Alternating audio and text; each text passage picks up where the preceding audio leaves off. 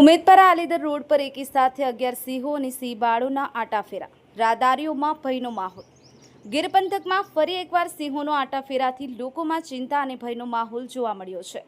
ગીર ગઢડા તાલુકાના ઉમેદપરા આલીદર રોડ પર વહેલી સવારે અંદાજિત 8 વાગ્યાની આસપાસ એકી સાથે અંદાજિત 11 સિંહો અને સિંહ બાળાના ટોળાએ રોસ્તો ક્રોસ કરતા વાહન ચાલકો અને રાહદારીઓમાં ભારે ભય ફેલાયો હતો।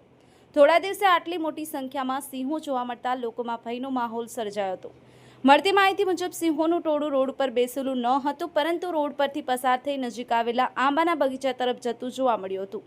અચાનક એકી સાથે આટલી મોટી સંખ્યામાં સિંહો દેખાતા વાહન ચાલકો થોડીવાર માટે થંભી ગયા હતા અને ઘણા લોકોએ પોતાના મોબાઈલમાં દ્રશ્યો કેદ કર્યા હતા, જે હાલ સોશિયલ મીડિયામાં વાયરલ થઈ રહ્યા છે। સ્થાનિકોમાં ચર્ચા છે કે છેલ્લા કેટલાક સમયથી વસાહતી વિસ્તારો અને રોડ ઉપર સિંહોની અવરજવર વધી રહી છે, જેના કારણે લોકોમાં ભયનો માહોલ જોવા મળી રહ્યો છે। સ્થાનિક લોકોએ વન વિભાગ દ્વારા આ વિસ્તારમાં પેટ્રોલિંગ વધારવામાં આવે તેવી માંગ પણ ઉઠાવી છે, જેથી લોકોમાં સુરક્ષાની ભાવના મજબૂત બને।